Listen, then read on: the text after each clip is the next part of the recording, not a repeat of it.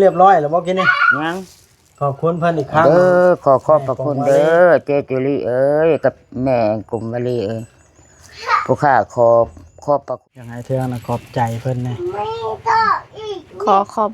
บคุณหลายๆเด้อแม่กับเอื้อยที่ส่งเงินมาซื้อของอยู่ของกินให้ลูกกับน้องขอให้เพิ่นอยู่ดีมีแฮง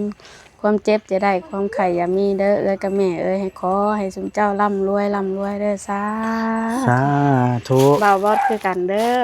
ขอให้บ่าวบอดสุขภาพแข็งแรงและอยู่ดีมีแฮงที่เข้ามาเป็นสะพานบุญให้ครอบครัวของข้อยก็ขอให้ครอบครัวของเจ้าร่ำรวยบ่าวบอดก็ได้เด้อสาธุเว้าหน่อยว่าให้ถึงเลข6ตัวเด้อสิเนาะคนบ่ลิ้นเลขบ่ให้ค่อยนี่แล้วค่อยลิ้นค่อยแล้วบ่ลิ้นเลขแล้วค่อยอันอวยพรให้ถึงเลขบ่เป็นเอาก็ดีใจแล้วเนาะที่เพิ่นเบิ่งแยงเดี๋ยวค่อยสิว่าสิถ่ายมันจบคลิปยันชิ้นหมูปลาแก้วเน่ามันแดดเสียชิ้นหมูให้ปลาแก้วแล้วให้เจ้าน่ะไปเฮ็ดแห้งตัวนี้โดยเฮ็ดแห้งไว้ให้ลูกให้เต้าเจ้านี่แล้วกินอย่าลืมกดติดตามเพื่อเป็นกำลังใจให้ผมด้วยนะครับทุกคนขอบคุณมากๆครับพี่น้องโดยเนาะก็คือภารกิจมอบเครื่องของให้น้องแต่เสร็จเป็นที่เรียบร้อยยังอีกครัวนึงบาดนี่ครัวสาวเทืองโอ้ยัง2ครัวปลาแก้วแต่ว่าเฮาสิเฮ็ดเป็นคลิปไปนะเพราะว่าคันเฮ็ดคลิปเดียวกันมันสิได้น้อยคลิปเนาะถ้าเบิ่งแต่ละคนเพิ่นว่าสิมีท่าทีขอบคุณแบบใดหันนะตามแบบว่าจักสิว่าได้เนาะแบบว่าความรู้สึกของเพิ่นน่ะเนาะโอเคพี่น้องเอ้ยสบายดี FC เบิดสุคนนำกันโอ้ยแดดรถเข้ามาแล้วทางรถเขากันแดดร้อนแฮงเนาะกิอ๋อเหมือนโมเบนบ่อันนี้เฮ้ยแม่นนะแม่นเลยเอาพี่น้องเอ้ยบาดนี้ยังเป็นของเวทเครื่องของกระเทืองนี่สิหลายเนี่ยเพราะว่าเราหลายคนก็มีแก๊สหนึ่งคือกันแล้วก็พริกแป้งนัวเกลือคือกันแป้งนัวน้ำตาลนี่อ๋อมีได้แล้วไข่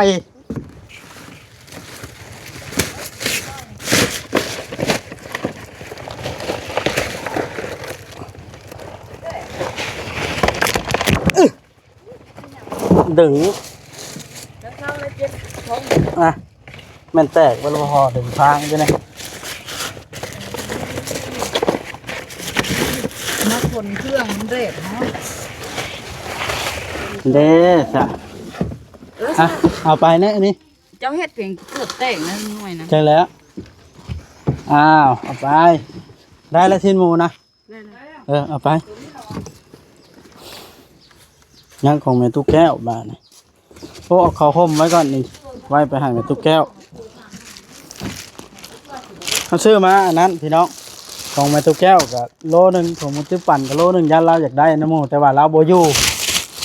ไปก่อนเผื่อถ่ายคลิปแล้วเรามานี่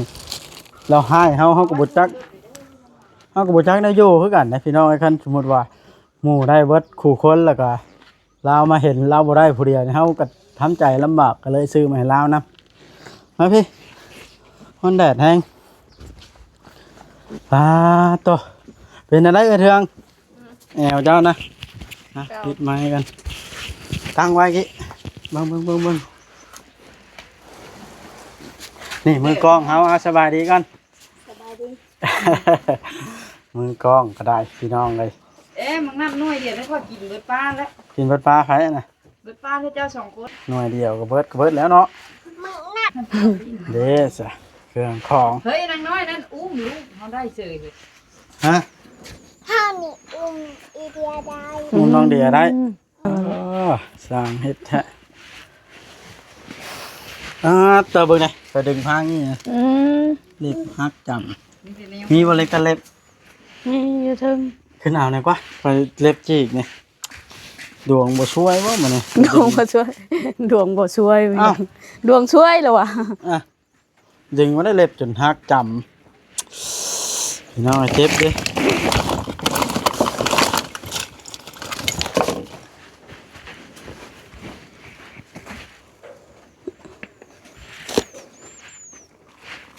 มันบ่มีขวดใหญ่นะมันคือกับ โก หาเห็นแต่ขวดน้อยแล้วก็เทินละเอารถ ซื้อห้านเดียวเด้ แม่ เศษหมูนี่เนาะเจ้าเฮ็ดแห้งไว้เด้อเทื่องเด้อ ไข่แตกไข่แตก แห้งไว้นึง ใครชื่อนะบอย สบายดีก้องนะลูก สบายดีนะลูก สบายดี ลูกเราหลายเลี้ยงเทื่อที่ไหนแล้วจะเก่งแฮงเลี้ยงลูกสี่คนแบบแม่เลี้ยงเดี่ยวแล้วพัดอยู่ไปน้ำวันนี้แหล้วเนาะ แม่ก็อยู่กัน เล็บหักจนเลือดออกเล็บบักคักๆแล้วพันเนาะ ค่อยสองคนยังเมื่อยดิเพื่อตอนเขาเป็นไข้นะค่อยจุดสิให้เดี๋ยวหน่อยหมอนึ่งย่างนั้นเดี๋ยวหน่อยหมอนึ่งอยาก จะ เฮ้ย อดทนห เป็ น่ น อย จังได๋เทื่องสภาพบรรยากาศรอบเพื่อนกูเมื่อนี่ฮะ เงียบวะ เนี่ยอธิบาย เงียบเหงาเนาะ แม่น บ่เห็นลายมาแต่เก่าทุกปันไปใช้ใช่มันนี่ก็บ่อยู่ จ้ะ บ่เห็นเลย บ่เห็นเลย เอา เพิ่นไปแต่เช้า อืมเอาก็ตัวนี้นะคอยให้เจ้าเล่าแหน่จักหน้อยหนึง ๆเรื่อง เป็นจังได๋เรื่องราววานนี่คือว่าพิษกันแท้ยายหมดกับน้องแต่นะ บ่จัก เจ้าบ่ฮู้นํเออ โหนำ บ่ฮู้เรื่องนํเนาะ แม่น โพดโพดอกว่ามาเผาเพื่อนแล้วหันมาพิษกันจะเป็นเรื่องยังไงเนาะ ว่าก็บ่เข้าใจน้ำเขาติ แม่นบ่เข้าใจน้ำเขาเรื่องของเขาคือแบบว่าเฮาก็ บ่อยากยุ่งเนาะ แม่น ปล่อยเขาซะจัดการกันเองเนาะ แม่นเดี๋ยวก็ปล่อยเขาจัดการกันในเรื่องครอบครัวของเขาเฮาเป็นคนนอกเฮาบ่อยากเข้าไปยุ่งวุ่นวายจะหน่อยเขาสิจะหน่อยหน่อยเขาบ่ได้ไหวหน้าได้เขาอยากตอกคืนเลยยันเขาสวนเลย เอาไว้เฮ็ดแห้งอีหล่าเนี่ยแม่นๆเฮาบ่ยุ่งกับเขาดีแล้วซะ มันว่าเว้ายังพิษออกไปมันสินั่นเนาะ หน่อย นี่ถ้าอยู่บ่สักกงมัน ดู อยู่แล้วเนาะแต่เก่าผู้ได้เห็นกันลาวมาถ่ายไปแล้วร้านอยู่ผู้เดียว บ่อยากเว้าคือกันนั่นแหละอันนี้ก็ได้ ก็จริงนี้อยู่ในเว้าเด้ นี่ล่ะ ก็ได้ บ่ ไป อ ห ยา ลั ก ง เว้า ไม้พี่น้องเอ้ยต้องขออภัยนะบ่แม่นได้ว่าเฮามาหาเรื่องซอกแซกกันทันที บ่ให้ดำมุงดำ มันอยู่น้ำกันมันก็เลยเข้ามาล่ะมันอยากถามมานะพี่น้อง ถามการเป็นอยู่ของคนเฮาเนาะ แม่นรอบๆแถวนี้พอง่ายซะ ว่าเขาอยู่จังใดไปใช้ เจ็บไม้มือนี่ หึเจ้าเจ็บ เล เล็บ ย มือ หรือว่าลูก เล็บมือข่อยหักทั้งสองนิ้วได้มั้ยนี่นะสิบ่เปิดนั่นนิ้วก้อยเบิดสองหักเบิด กระสร้างเล็บมือหักกระสร้าง ฮะ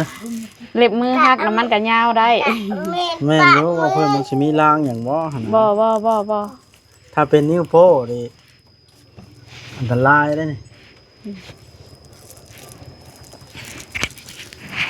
เอาเรื่องเลยละกันสนับพี่น้องเลยก็คือมื้อนี้ไอ้เทืองไอ้มาเป็นสะพานบุญให้ผู้ใหญ่เพิ่นเด้สิ้นหมู2โลของเจ้านะกว่าหมู่แน่เพราะว่าเจ้าหลายคนกว่าหมู่ และเครื่องครัวไข่มี น้ำมัน ทางน้ำมัน และทางแม่กงวลีกับเอื้อยจุลี่ผู้ที่เฮ็ดเทือนให้เจ้าไอ้แหละ เลย เพิ่นได้ให้บ่บ่ซื้อเขามาให้ มันเกิดอะไร แล้วก็ซื้อมาให้ป้าแก้วแน่อย่างไรเทืองน่ะขอบใจเพิ่นแน่ ไม่ต่ออีก ขอบคุณหลายๆเด้อแม่กับเอื้อยที่ส่งเงินมาซื้อของอยู่ของกินให้ลูกกับน้องขอให้เพิ่นอยู่ดีมีแฮงความเจ็บจะได้ความไข้อย่ามีเด้อเอ้ยกับแม่เอ้ยให้ขอให้สุมเจ้าร่ำรวยเด้อสา สาธุ บ่าวบอดคือกันเด้อ ขอให้บ่าวบอดสุขภาพแข็งแรงและอยู่ดีมีแฮงที่เข้ามาเป็นสะพานบุญให้ครอบครัวของข้อยก็ขอให้ครอบครัวของเจ้าร่ำรวยบ่าวบอดก็ได้ โดยสาธุเว้าหน่อยว่าให้ถึงเลข6ตัวเด้อสิเนาะ คนบ่ลินเลข บ่ให้ค่อยนี่แล้วค่อยเล่น ค่อยแล้วบ่ลินเลขแล้วค่อยอันอวยพรให้ถึงเลขบ่เป็น เอาก็ดีใจแล้วเนาะที่เพิ่น โดย เบิ่งแยงเดี๋ยวค่อยสิ ว่าสิถ่ายมันจบคลิปยันชิ้นหมูปลาแก้วเน่ามันแดด โดย สิเอาชิ้นหมูให้ปลาแก้วแล้วให้เจ้าน่ะไปเฮ็ดแห้งตัวนี้ โดย เฮ็ดแห้งไว้ให้ลูกให้เต้าเจ้านี่แล้วกิน โดย เด้อ โดย กินข้าวหยังแต่เช้านี่ ท่านนี่นะ ๆ กินนี่ไปซื้อมี ได้มาแล้วเด้นี่แก๊สหนึงน่ะมีมันมีของไทยเด้อนี่แต่ว่าแก๊สหนึงเท่าไหร่นี่มีแบบไหน บ่แล้ว บ่เคยซื้อเป็นแก๊สซ้ำ นี่แต่ แสนเช้าข่อยซื้ออยู่ห้านใหญ่กันห้านน้อยละ130,000ห้านเขาขายย่อยนะ บ่เคยซื้อเป็นแก้จักเทื่อเพราะว่ามีแต่ซื้อเป็นช่องเป็นห่อแบบนี้นะมาสู่ลูกกินเมื่อเช้านี้ก็กินหมี่กับข้าว ใช้ละมือกล้องกันนะมา ได้มือกล้อง อืมมาแต่เฮ็ดอันนั้นรถจะมันเน่าใช่ถึงคลิปก็ชื่อแต่เช้าผมว่าจะมาฮอดกะเที่ยงเลยพี่น้อยบานนี่ปะไปหาแม่ตู้ปั่นกันเลยพี่น้องเอ้ยเฮ้ย ตุ๊กแก้วต้องขออภัยนะเรื่องงอกไปตู้ปั่นพี่น้องเอ้ย โอ้ไปทั่วกันบ่อยเดี๋ยวเอาเส้นหมูไปให้แม่ตู้อันแก้วพี่น้องเอ้ยแล้วก็เกลือน้ำตาลผงนัวแล้วก็พริกแล้วก็มีตู้แก้วก็ได้ครบคู่คนนะ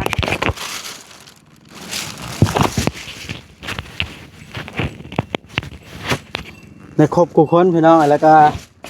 ไข่นี่เด้อ้าวแม่นเอาไปพอดีโอ้น้ำมัน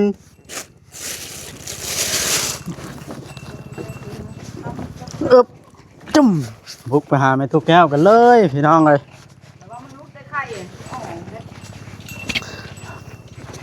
เราอยู่เฮือนบ่เนาะปลาแก้วนี่สวาดเฮือนอยู่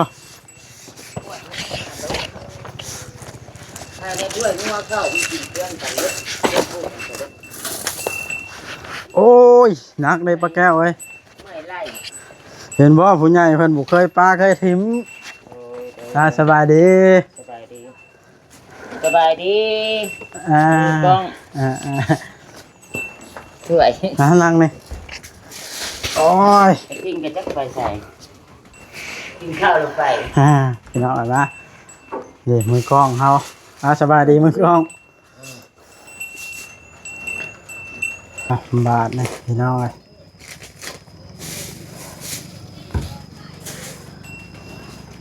เป็นได้ดีใจบ่บาทนี่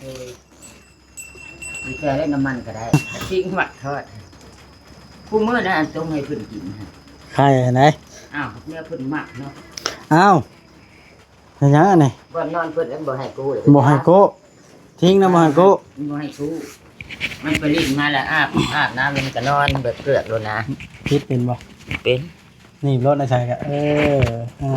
ด้ก่อนอื่นสิเว้าแบบนี้ป้าแก้วเอ้ย โดย ผู้ใหญ่เพิ่นน่ะให้ซื้อของกินของอยู่มาให้เจ้าเครื่องครัวเฮือนชาน โดย ในเส้นหมูเจ้า เขาสิ เบิดแล้วบ่มื้อน่ะ ยังน้อยหนึงให้ได้ก็โดย โอ้พอดีต่อเลย โดยยอมกินเนาะแล้ว จะติดชิ้นติดมันแบบนี้แหละมัน แม่ แซ่บ แซ่บทิ้งมันบ่ได้ยอมได้มันกิน ฮะ ก็ทิ้งมันบ่ได้ยอมจักซ่าได้มันกินมันก็ละวาดแล้วก็ให้นั่นแหละมันโล เจ้าแต่ข้ามาวันนั้นก็บ่ได้ไปทางใดเลยเนาะ ก็สิไปใช้ก็ค่อยไปอยู่เฮือน อ๋อ อ่า อ่า ก็บ่ไปยังว่าค่อยมีอยู่มีกินค่อยก็บ่ไปแล้วว่าบ่บอส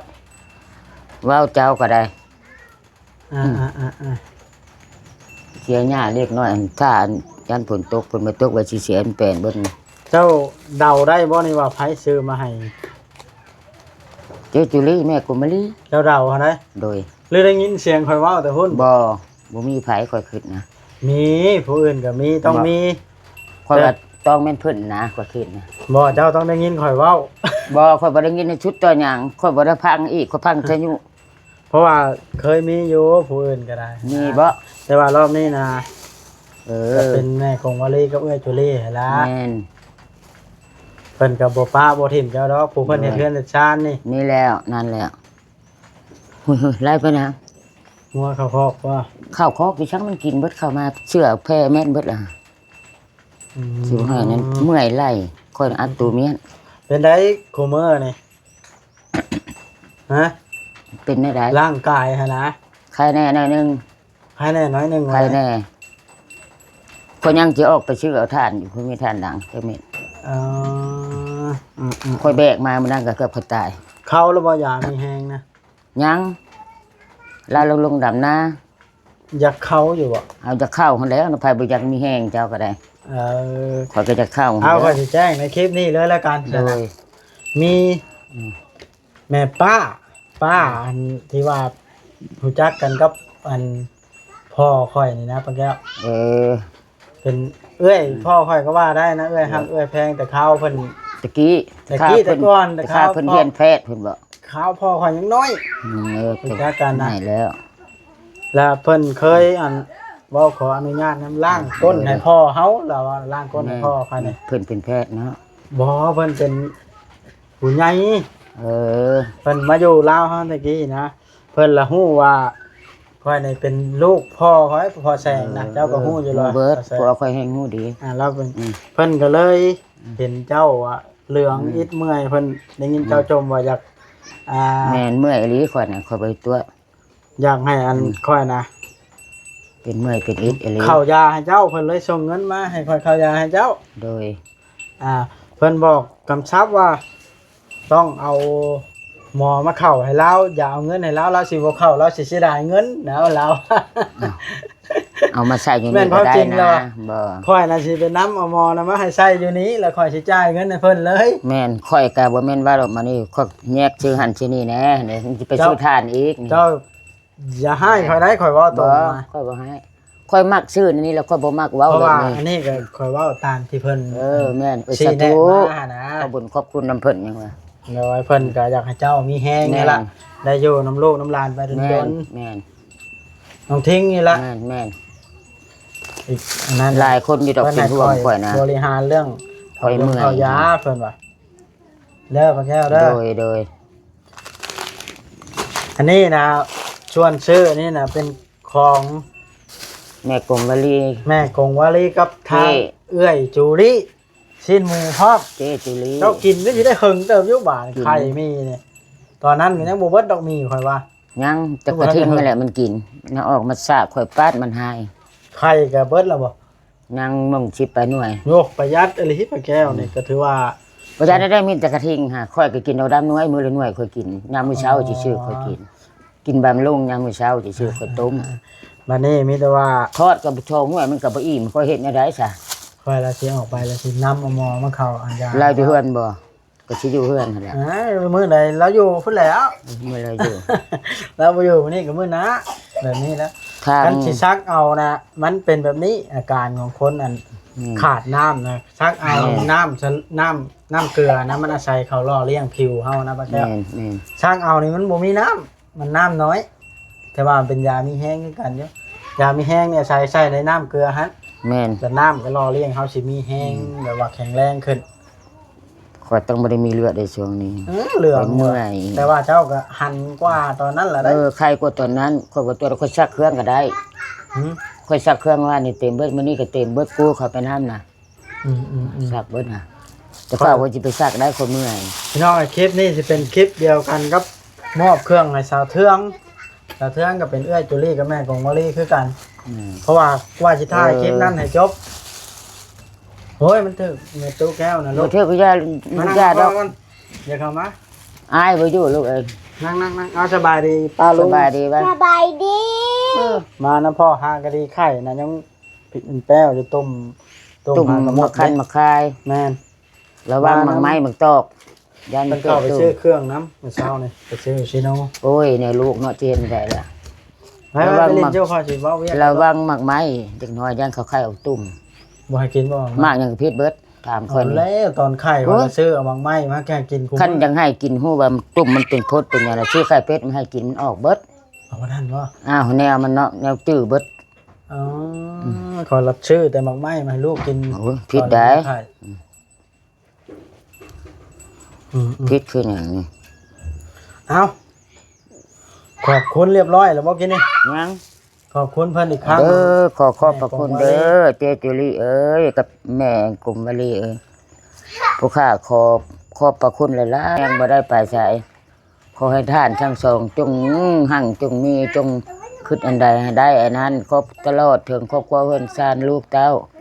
ความเจ็บสิได้ความไข้สุมีเด้อให้ท่านมันยืนตลอดถึงว่าบอส โดย ผู้อันนั้นก็ขอให้หั่งให้มีบาบอสก็ได้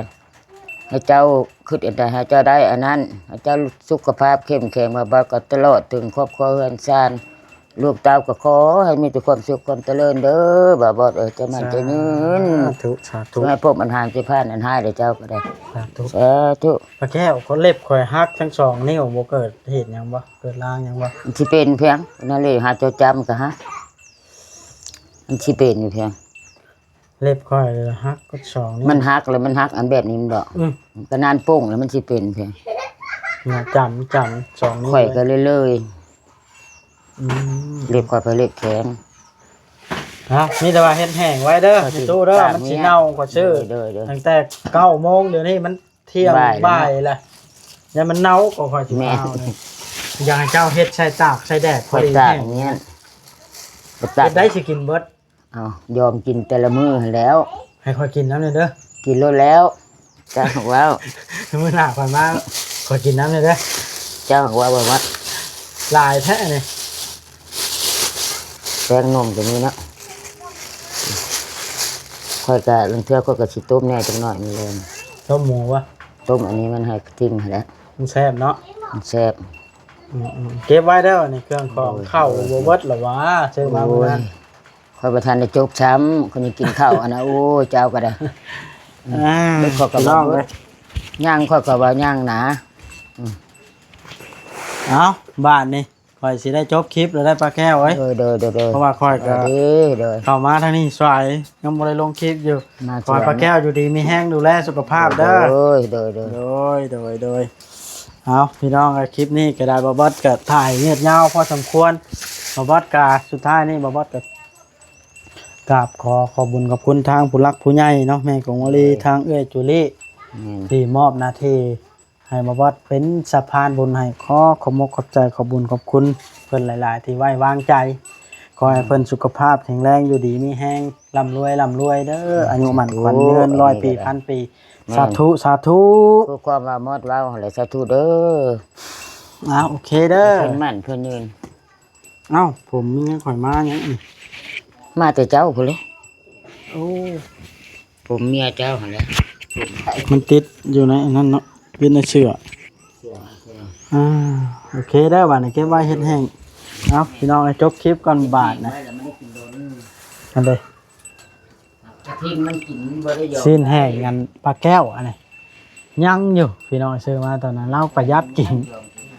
ขั้นประชา